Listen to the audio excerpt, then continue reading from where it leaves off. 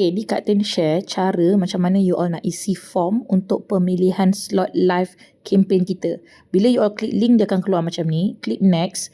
Okay, isikan semua maklumat, nama, nombor phone, username, link profile. Okay, and pilih produk. Kalau belum ada produk, tik je belum ada produk. Okay, and contoh kat atas, pilih kat atas ada dua-dua. Okay, Olivi Power Up, klik next. Okay, and then pilih batch yang kita nyatakan. So kita ada 3 batch. Ingat lagi kita ada 3 batch. So batch pertama ada tarikh kat sini. Alright. So andai kata you tak nak batch pertama, you nak join batch kedua, you klik lah tidak. Tapi kalau you nak join batch pertama, you klik je ya, and then you go next. So dekat sini dia ada hari dan masa. So you pilih je mana-mana hari yang you rasa you available nak buat live. Tak wajib pilih semua. Tak wajib pilih semua. Tak wajib. Okay, so let's say lah Kak Tin nak pilih hari Khamis sahaja. So ingat format masa ialah 24 jam.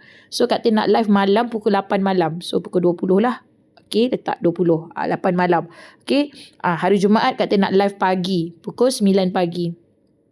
Kita buatlah 9 pagi. Okay, ingat format masa dia 24 jam. Then Kak Tin klik next. Okay, kita klik next. So ni batch kedua. Tengok tarikh batch kedua. Nak join tak batch kedua? Okay, batch kedua raya. Kak Tin nak join lah, tapi Kak Tin tak nak seluruh hari. Kak Tin nak pilih hari Selasa dengan Rabu je. Contoh. Okay, kita pilihlah Selasa dengan Rabu sahaja. Okay, and then klik next. Batch ketiga pula. Kalau batch ketiga tak nak, just klik je tidak. And then you go next.